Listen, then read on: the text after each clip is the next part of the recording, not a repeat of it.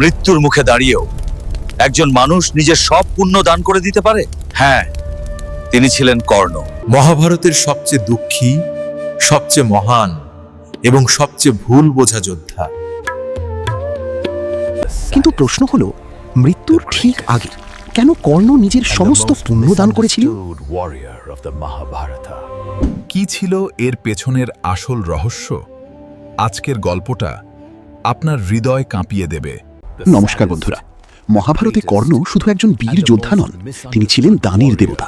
তার জীবনের শেষ মুহূর্তে ঘটে এমন এক ঘটনা যা আজও মানুষকে অবাক করে। শ্রীকৃষ্ণ নিজে কেন তার কাছে ভিক্ষা চাইতে এসেছিলেন, আর কেন কর্ণ নিজের রক্তমাখা দাঁত পর্যন্ত দান করেছিলেন? শেষ পর্যন্ত দেখুন, কারণ এই গল্প শুধু ইতিহাস নয়, এটা মানবতার সবচেয়ে বড় শিক্ষা। কর্ণের জন্মটাই ছিল রহস্যে ভরা। তিনি ছিলেন কুন্তির প্রথম সন্তান, কিন্তু তখন কুন্তির বিয়ে হয়নি। ঋষি দুর্বাসার দেওয়া বর ব্যবহার করে তিনি সূর্যদেবকে আহ্বান করেছিলেন, আর সেই থেকেই জন্ম নেন কর্ণ। জন্মের সময়ই তার শরীরে ছিল দিব্য কবচ আর কুণ্ডল। তিনি সাধারণ শিশু ছিলেন না, তিনি ছিলেন সূর্যপুত্র। কিন্তু সমাজের ভয়ে একজন মা নিজের সন্তানকে নদীতে ভাসিয়ে দেন। ভাবুন তো, জন্মের মুহূর্তেই যে সন্তান পৃথিবীর ভালোবাসা হারায়, তার ভাগ্যে কি লেখা থাকে? সেখান থেকেই শুরু কর্ণের ট্র্যাজেডি। কর্ণ বড় হলেন একজন রথচালকের ঘরে। সমাজ তাকে বলল সুতপুত্র।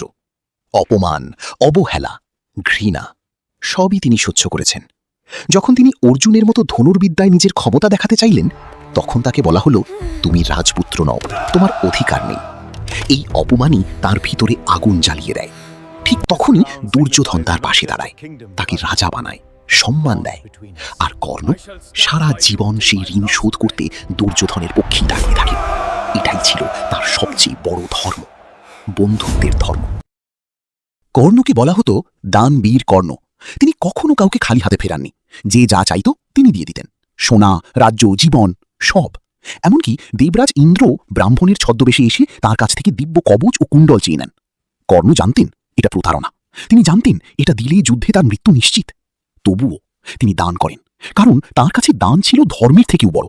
এখানেই কর্ণ সাধারণ মানুষ থেকে মহান হয়ে ওঠেন। কিন্তু আসল ঘটনা এখনো বাকি। কুরুক্ষেত্র যুদ্ধের শেষ দিন, কর্ণ বনাম অর্জুন, দুই মহাযোদ্ধার ভয়ঙ্কর সংঘর্ষ। হঠাৎ কর্ণের রথের চাকা মাটিতে আটকে যায়। অভিশাপ, ভাগ্য নাকি নিয়তি? তিনি অস্ত্রহীন হয়ে পড়েন। তিনি অর্জুনকে বলেন, যুদ্ধের নিয়ম মানো। কিন্তু শ্রীকৃষ্ণ বলেন, অভিমন্যুর সময় ধর্ম কোথায় ছিল? অর্জুন তীর ছোড়েন, কর্ণ মাটিতে লুটিয়ে পড়েন। জীবনের শেষ মুহূর্ত, শরীর রক্তাক্ত, মৃত্যু সামনে দাঁড়িয়ে। কিন্তু তখনই ঘটে সবচেয়ে অবিশ্বাস্য ঘটনা। শ্রীকৃষ্ণ একজন ব্রাহ্মণের ছদ্মবেশে কর্ণের সামনে আসেন। তিনি বলেন, আমি ভিক্ষা চাই। ভাবুন, মৃত্যুর আগে একজন মানুষ কি দিতে পারে?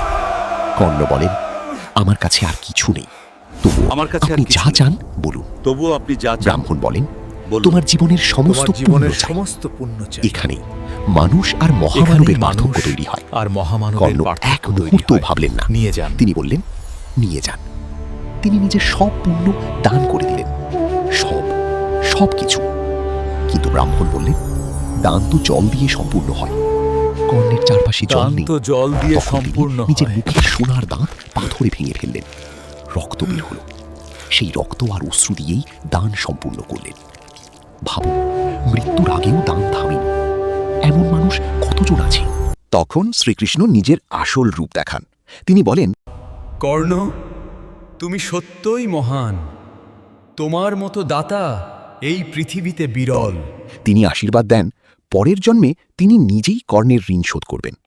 অনেকে বলেন সেই কারণেই শ্রীকৃষ্ণ পরের জন্মে জগন্নাথ রূপে কর্ণের প্রতি কৃতজ্ঞতা প্রকাশ করেন।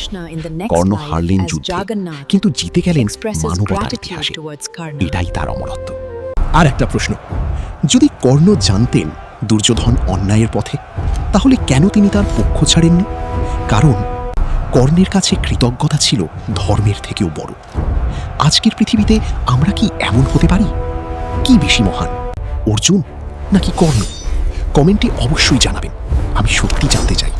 যদি কর্ণের এই গল্প আপনার হৃদয় ছুঁয়ে যায়, তাহলে ভিডিওটিতে একটা লাইক দিন কারণ এই গল্প আরও মানুষের জানা উচিত। আপনার বন্ধুদের সঙ্গে শেয়ার করুন। আর এমন রহস্যময় হিন্দু পুরাণের গল্প জানতে এখনই চ্যানেল সাবস্ক্রাইব করুন, কারণ সামনে আসছে আরও অবিশ্বাস্য সত্য।